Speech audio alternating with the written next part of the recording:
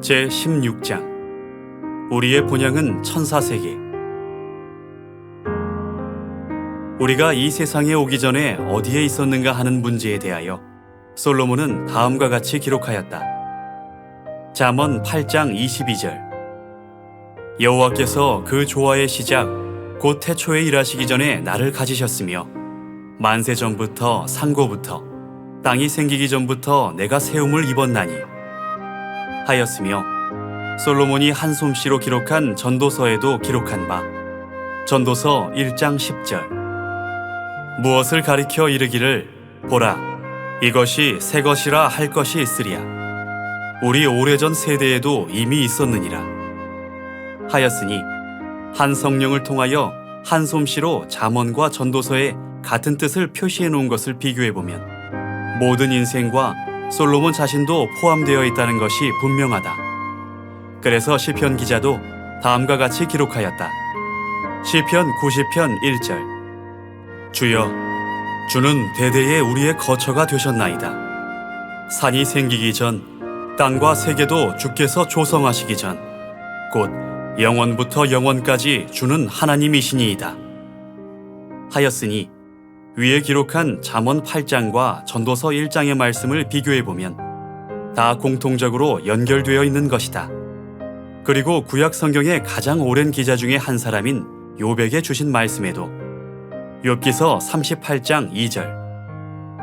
무지한 말로 이치를 어둡게 하는 자가 누구냐? 너는 대장부처럼 허리를 묶고 내가 내게 묻는 것을 대답할지니라. 내가 땅에 기초를 놓을 때에 내가 어디 있었느냐?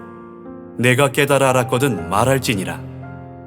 그때에 새벽별들이 함께 노래하며 하나님의 아들들이 다 기쁘게 소리하였었느니라. 내가 아마 알리라. 내가 그때에 났었나니 너의 년수가 많음이니라 하시었다. 하나님께서 땅의 기초를 놓기 전에 욥이 어디엔가 있었음이 틀림없다.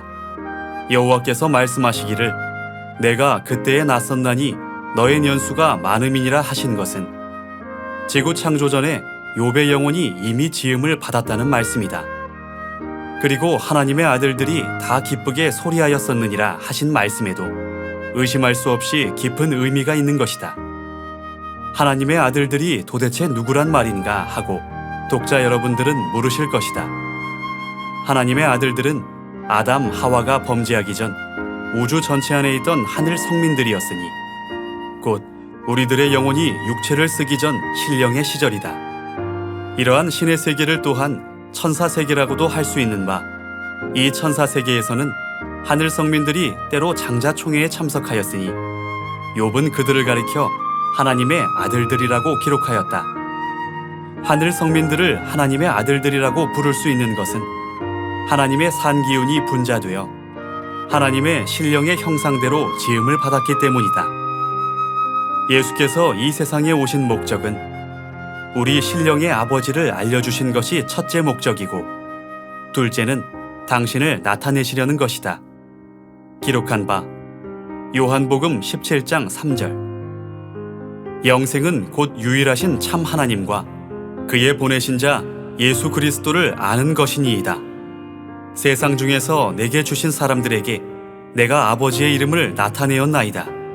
저희는 아버지의 것이었는데 하시었으며, 당신의 제자들에게 말씀하실 때마다 하늘에 계신 너희 아버지라 하였으며, 또는 마태복음 23장 9절. 땅에 있는 자를 아비라 하지 말라. 너희 아버지는 하나이시니 곧 하늘에 계신 자시니라 하시었다. 예수께서 말씀하신 것은 육신의 아버지를 가리켜 하신 말씀이 아니라 신령의 아버지를 가리켜 하신 말씀이다. 그런 고로 사도 바울도 히브리인들에게 보낸 편지 중에 또 우리 육체의 아버지가 우리를 징계하여도 공경하였거든 하물며 모든 영의 아버지께 더욱 복종하여 살려하지 않겠느냐고 말한 뜻을 연구해 본다면 태초에 기쁘게 소리한 하나님의 아들들이 누구인가를 알게 될 것이며, 또는 하늘에 계신 우리 아버지여 라고 부르는 원리도 이해하게 될 것이다. 다시 말하자면 이 세상에서는 부모의 혈액을 타고났기 때문에 육체의 아버지가 되는 것과 똑같이 하나님은 우리 영혼을 당신의 산 기운으로 만드셨기 때문에 하나님은 영혼의 아버지가 되신다는 말씀이다. 그러면 전 세상 문제를 연구하기 위하여 다른 성구들을 좀 더 살펴보기로 하자.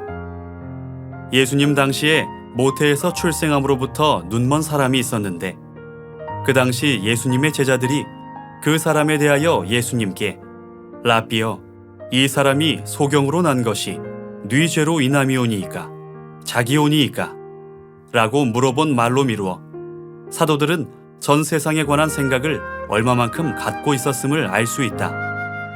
그리고 제자들의 마음속에 있는 질문이었음을 명백히 알 수 있다. 그리고 하나님께서 선지자 예레미야에게 내가 너를 복중에 짓기 전에 너를 알았고 내가 태에서 나오기 전에 너를 구별하였고 너를 열방의 선지자로 세웠노라 고 하신 말씀이 있다. 여기에서 우리와 조금도 다름이 없는 인간 중에 한 사람에게 말씀하시기를 내가 너를 복중에 짓기 전에 너를 알았고 열방의 선지자로 세웠노라고 하신 것은 전 천사 세계에서 하나님의 아들 중에서 한 천사를 이 세상에 보내시기로 결정하셨다는 뜻이다. 그리고 침례 요한에 대해서도 사도 요한은 다음과 같이 기록하였다. 요한복음 1장 6절 하나님께로서 보내심을 받은 사람이 났으니 이름은 요한이라. 침례 요한이 출생하기 430년 전에 말라기 선지자의 입을 통하여 말씀하시기를 보라, 내가 내 사자를 보내리니 그가 내 앞에서 길을 예비할 것이요 하신 것은 그 당시에 하나님을 모시고 같이 있던 천사를 보내시기로 예정하셨다는 뜻이며 그 천사는 430년 후에 아비야 반열의 한 제사장인 사가랴의 아내 엘리사벳의 몸을 통하여 출생하였다. 하나님께서 침례 요한을 보내셨다고 말씀하셨고 예수님께서도 당신은 보내심을 받았다고 말씀하셨다. 하나님이 보내셨다는 말씀에 주의해야 할 것이니 하나님께서 보내시기 전에는 어디 있었느냐 하는 이 문제를 다음과 같이 기록하였다. 요한일서 1장 2절 이 생명이 나타내신 바 된지라. 이 영원한 생명을 우리가 보았고 증거하여 너희에게 전하노니 이는 아버지와 함께 계시다가 우리에게 나타내신 바 된 자니라 하였으니 예수님께서 아버지 하나님과 같이 계시다가 보내심을 받아 오셨다고 하신 것은 누구든지 보내심을 받은 사람은 다 하나님과 같이 있다가 보내심을 받았다는 말이 아니고 무엇이겠는가. 사도 바울도 자기 자신에 대해서 기록하기를 영생의 소망을 인함이라. 이 영생은 거짓이 없으신 하나님이 영원한 때 전부터 약속하신 것인데 라고 하였다. 그 말의 뜻은 창세 이전에 바울의 영생을 약속하신 것이라는 뜻이다. 그러면 이제 예수님의 전생애에 대한 것과 선지자들의 전생애에 대한 것이 그렇게도 분명하고 우리가 읽는 성경상의 많은 인물들의 전생애도 역시 분명하게 가르쳐지고 있는데 우리들의 전 세상을 이해하기가 그렇게도 어려울까? 자문자답해 보기를 바란다.